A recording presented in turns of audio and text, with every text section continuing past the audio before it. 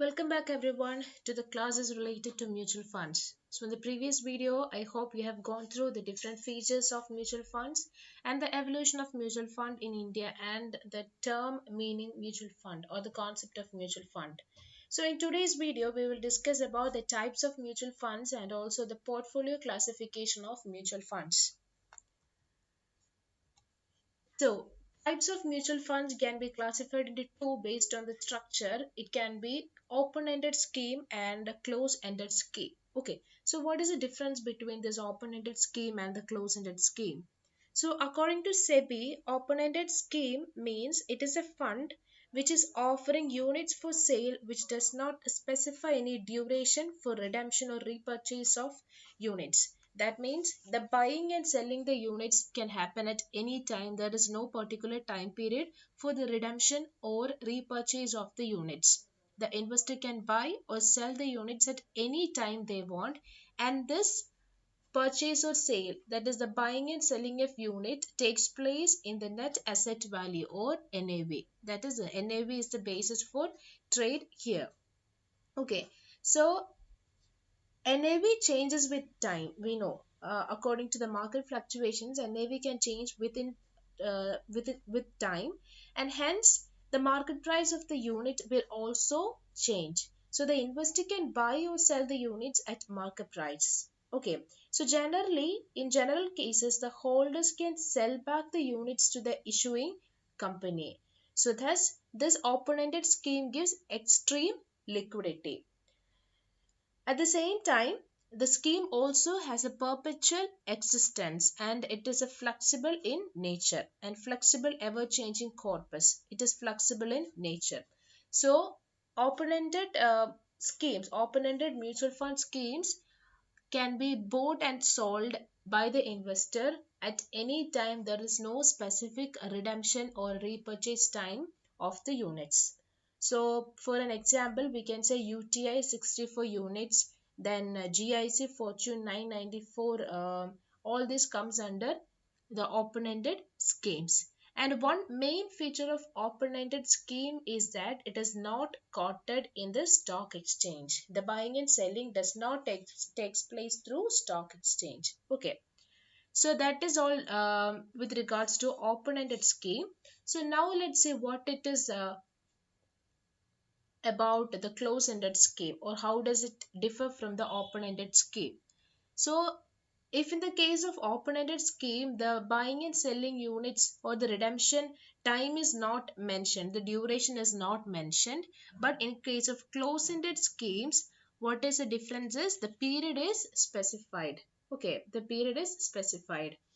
So all other schemes other than the open-ended schemes are known as close-ended schemes. So here the period of scheme will be specified in the case of a close-ended scheme. Okay, so in case of these type of schemes, the units can be redeemed only on termination or through dealing in the secondary market. So please note that in case of open-ended scheme, we will not quote open-ended schemes in the stock exchange or in the secondary market. But at the same time, in the case of close-ended schemes, these close-ended schemes units are offered through the to the public or to the investors through public issue, and this can be redeemed only either on the termination of the scheme or through the secondary market. So buying and selling can take place through secondary market. Okay, so after the date of closure, the investor cannot purchase the units from the funds, so they should do it within the time limit. So examples of closed-ended schemes are SBI Magnum Global Fund 1994, then Apple Midas Fund, Master Plus, LIC Dhanavarsha, etc. These are the examples in the case of closed-ended schemes. So these closed-ended schemes cannot be kept open for subscription for more than 45 days also. So the minimum amount to be subscribed is 20 crores. So open-ended scheme, there is no particular specific duration, but in the closed-ended scheme there is a particular period specified.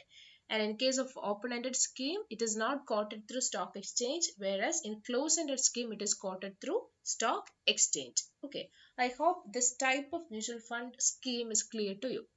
So now we will discuss about the portfolio classification of mutual fund. So earlier I explained to you that in case of a very common investor, a normal investor, he has 1,000 rupees in his hands, and he can invest this in diversified portfolio. That means a portfolio which consists of shares, debentures, gold, commodities, etc. So now let's see what are the portfolio classification of mutual funds. So portfolio means it is a combination of one or more securities or one or more investment platforms or avenues. Okay. So the first portfolio classification of mutual fund is equity funds. So equity fund means, as the name suggests, the mutual funds who invest only in equity shares of companies are known as equity funds. So these type of funds will invest only in the equity shares of companies. So the 1,000 rupees of the investor will be invested in the equity shares of companies only. Okay, so that is equity fund. Then second type we have the growth fund. So growth fund means, in case of growth fund, they invest their funds in growth securities. So growth securities means the securities that assures a capital appreciation. So whenever the investor invest his amount, his money in the growth securities, there is a possibility of capital appreciation. These type of fund are known as growth fund. Okay, so these growth funds are also known as nest eggs. It is another name for growth fund. So, in case of growth fund, the portfolio or the combination of fund may be containing equities with good growth potential, then smaller proportion of fixed income securities and money market instruments. A combination of these three things will be seen in case of growth fund. Okay, so when mutual funds are invested in growth fund or growth securities which assures capital appreciation, that type of fund is known as growth fund. I hope the concept is clear to you. Then, third portfolio classification we have income fund, where the investment is happening in the high yielding securities of a particular company. So, whenever the mutual funds invest in high yielding securities, it is known as income fund. So the main objective of an income fund is to maximize the regular income or the current income of the investors. Okay. So as the name suggests, when mutual funds are invested in high yielding securities which gives regular or current income, it is known as income fund. Then we have the real estate fund. Can you guess what is real estate fund? So income fund in case of income fund, we invest in, or the mutual funds invest in securities which yields higher income. So in the case of growth fund, there is growth securities which assure capital appreciation. So same way in the case of real estate fund, when mutual funds are invested in real estates and properties, it is known as real estate fund. Okay. So the particular amount or the 1,000 rupees in the hand of the investor is being invested in real estate and properties, then we call it as real estate fund. So these uh, basic fund forms the name of this particular portfolio classification. Okay. Then now we have offshore fund. So what is onshore and what is offshore? So offshore fund means these are the type of mutual funds in which the mobilization of savings takes place from the foreign countries, and that too in foreign currencies. So savings are mobilized from foreign countries in foreign currencies, and in order to do this, they require the permission of RBI, that is the Reserve Bank of India. So after mobilizing savings from the foreign countries, they invest them in the Indian companies. Okay, that is offshore fund. Then, what is leverage fund? I hope you remember the concept of leverage, which you already learned in financial management. So, leverage fund means these are investable funds which are borrowed from the market. So, borrowings borrowed from the market. So, what is the main purpose is The main purpose is to increase the size of value of portfolio and also to make capital gains by speculative trading.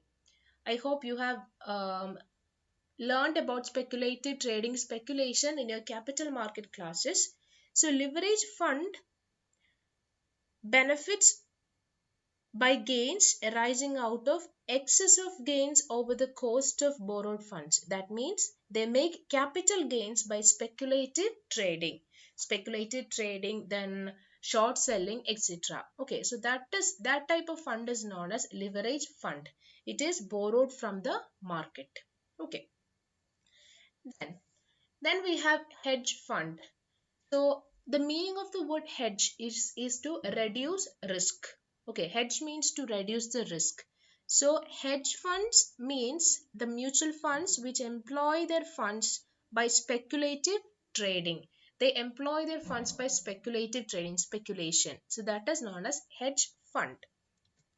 Then tax exempt funds means they are those mutual funds whereby an investor gets tax benefits investing in those tax exempt funds. Okay, they receive the tax benefits. So under the Income Tax Act, it provides certain provisions or exemptions to people, to the investors who invest in particular type of investment. So one among that is tax exempt funds. Then we have the liquid funds. So liquid funds, as the name suggests, the main investment is happening in the short-term money market instruments like certificate of deposits, then treasury bills, etc. Okay, so they are specialized in investing in this short-term money market instruments, and the main focus is on liquidity. So it assures liquidity to the investors even if there is low rate of return.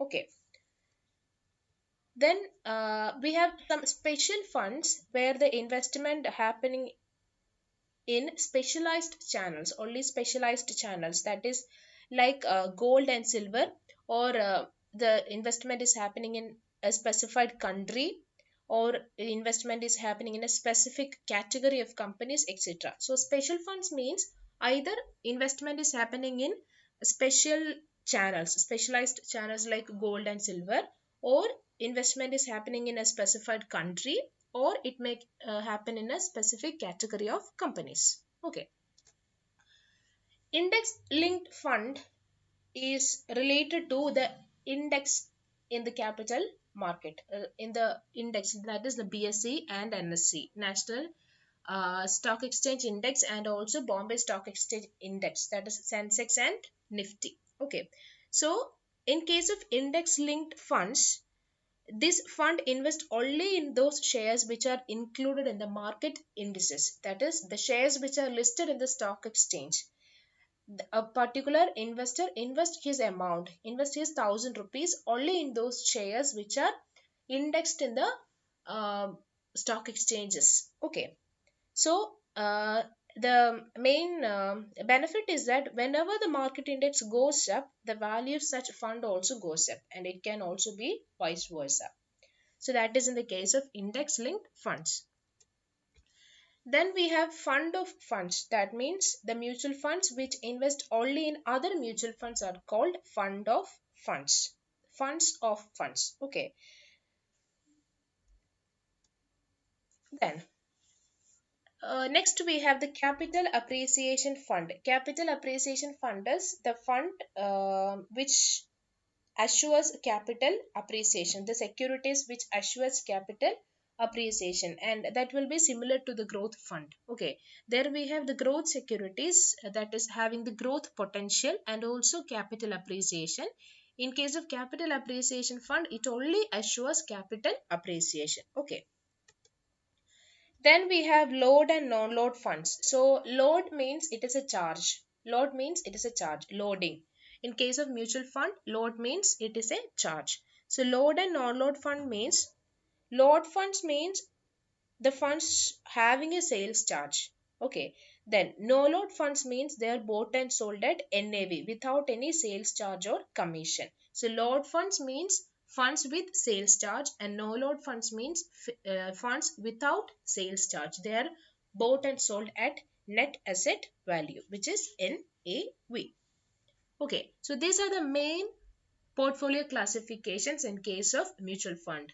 So the 1,000 rupees in the hands of an investor is being invested in different portfolio that we discussed now. So there are some other classifications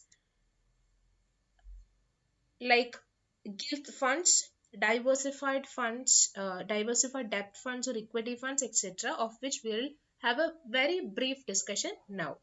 So gilt means they are the government securities. You may have heard about gilt edged securities. They are government securities and that have a maturity period of medium to long term. They have a medium to long term maturity period. So, in case of gilt funds, the money of the investor is being invested in the government securities. Okay, so there is a very little risk of default. That is the main advantage of investing in gilt funds, reduced risk. Then second one is diversified debt funds or equity funds. So in this type of fund, the investor can invest in all type of debts or all type of equity securities. So more or less they have a combination of debt funds and equity funds. Okay, so the main benefit is the risk reduction through the diversification. So all available type of debt or equity debt or securities issued by different industries or different sectors are classified under this diversified debt funds or equity funds. Then third one is mortgage backed bond fund. Um, in mortgage backed bond fund, there comes the concept of securitization, which we will discuss towards the end of this module regarding mutual funds. Okay, so mortgage backed bond fund means they invest in special securities which are created after the securitization of a particular loan or any particular receivables of housing finance companies. Then assured return funds are basically in this type of funds the returns were indicated in advance for the future. So returns are indicated in advance and they can also be classified as a income fund. Okay, so assured return or guaranteed monthly plans are essentially debt or income funds. So for example, the monthly income plans of UTI, these all comes under the assured return funds. Then next we have the mid cap or small cap equity funds. So what is mid cap or what is small cap? I think most of us are hearing about these mid cap and small cap funds in our daily lives from news or from stock exchange related updates, etc. So what is it? So, in case of mid cap or small cap equity funds, these funds invest in shares of companies with lower market capitalization. Okay, that means with relatively lower market capitalization. And in terms of risk characteristics, small company funds may be aggressive growth or just growth types. So the investment is happening in the companies with lower market capitalization, and after some time in terms of the risk involved in it, the small company funds may be aggressive growth or just growth types. There is a possibility of growth of such securities or such funds. Then we have ELSS, that is equity linked savings scheme. So equity linked savings scheme, it is a classification, or we can say link it to the subclass of diversified equity fund.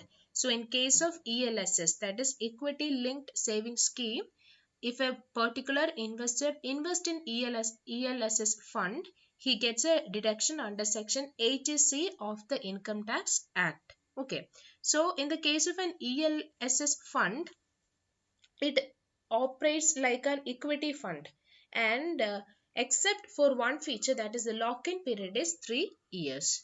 So what is this lock-in period? Lock-in period in case of mutual fund means it is a specified period during which an investor is restricted from selling mutual fund units. So when a particular investor invests in an ELSS fund, he is only allowed to sell that units after a period of 3 years. So for this 3-year period of time, he should hold that units in his hand. Okay, and he cannot withdraw or switch the unit from the investment in these 3 years. So that is lock-in period. The fund is locked. Then we have value funds. So value fund is basically di- uh, value funds are basically diversified equity funds. So here there is a value style of investing. So let's see how it is happening. So in case of value fund, the particular investor invest in shares having underpriced in the market. So the shares are underpriced in the market. The investor invest in those particular shares, and after some time, what happens? The fund manager sells the securities when the mispricing of the stock value gets corrected. Okay, I'll make it clear. So in case of value funds, they are diversified equity funds, and in this case, the fund manager will identify the securities or the investment avenues of fundamentally sound companies. Okay, and of which their prices are underpriced, or the share prices are underpriced in the market. So usually the fund manager buys these shares or these stocks and holds them in their hands until the mispricing gets corrected. So the underpricing should get corrected when this share or when this fund is in the hands of the fund managers. Okay, so the example of value fund is a Templeton India Growth Fund. Then we have balanced funds, which is one of the most important classification under portfolio classification of mutual funds. So balanced fund means it comprises debt instruments, convertible securities, preference shares, and equity shares. It is a whole mix of securities or instruments. Okay, comprising of debt, then convertible securities, preference shares, and equity shares. So more or less they have equal proportion of debt and equities, and the main feature is that it is ideal for investors with a conservative and long term orientation. Okay, so it is a type of hybrid fund. We can call it as a hybrid fund, combination of several type of instruments and securities. So the main objective of investing in this balanced fund is to attain the objectives of income and moderate capital appreciation. So risk is reduced to a particular point in case of balanced funds, since we invest in a combination or a very wide combination of funds. Then we have commodity funds. So commodity funds means investing in different commodities. It can be directly or through the shares of commodities or through commodities future contracts. So I hope you know the concept of futures contract. Okay. So for example, in case of gold fund, so investment is happening in the commodities directly. So the amount, the money, the savings in the hand of the investor is being invested in the commodities like gold, etc. Okay, then we have exchange traded funds. So exchange traded fund is a particular type of classification, portfolio classification, which has the best features of both the open-end and close-ended schemes. It is a combination of the features of this open and close-end schemes. So in case of exchange traded funds, it tracks a market index, tracking a market index, and it trades like a single stock on the stock exchange. And the price of this is linked to the index, and units can be bought and sold on the stock exchange. So that is one of the main feature regarding the close-ended schemes, where they can buy and sell the units on stock exchange. Okay, so here also the market index is being tracked and it is traded like a single stock, and the pricing is also linked to this index, so these units can be bought and sold on the stock exchange. Okay, so it is different from index fund. We already discussed about index fund uh, earlier. So it is different from index fund such that Index fund, they can only be brought directly from the asset management company at a unique net asset value. But in case of exchange traded funds on stock exchanges, they're traded on stock exchange and its unit price is determined in the marketplace and it is fluctuating from time to time. Okay, so in case of index fund, it is bought from a particular person or bought from an asset management company at a unique net asset value. But in case of exchange traded funds, the price is determined by the marketplace, which is fluctuating over time. Okay. Then we have the last classification, that is the money market mutual funds. So MMF. This is also one of the most famous classification, portfolio classification of mutual funds, where there the mobilization of fund happens from the public and the investment is happening in the liquid money market instruments like treasury bills, commercial paper, then certificate of deposits, etc. Okay, so it is a special type of fund which mobilizes funds from the public and they invest them in the liquid money market instruments like treasury bills. Okay, so apart from this we have some one or two more classification of mutual funds like option income fund, then gold exchange traded funds, etc. So for now I think this 11 other classification is enough for our reference. So I hope you have understood the types of mutual funds, that is close ended and open ended, which is very important. And also the concept of portfolio classification, we had several and different types of portfolio classification of mutual funds. Okay, so in the next class we will discuss about the structure of mutual funds and how mutual fund works, how the working of mutual fund takes place here. Okay, so see you in the next video. Thank you.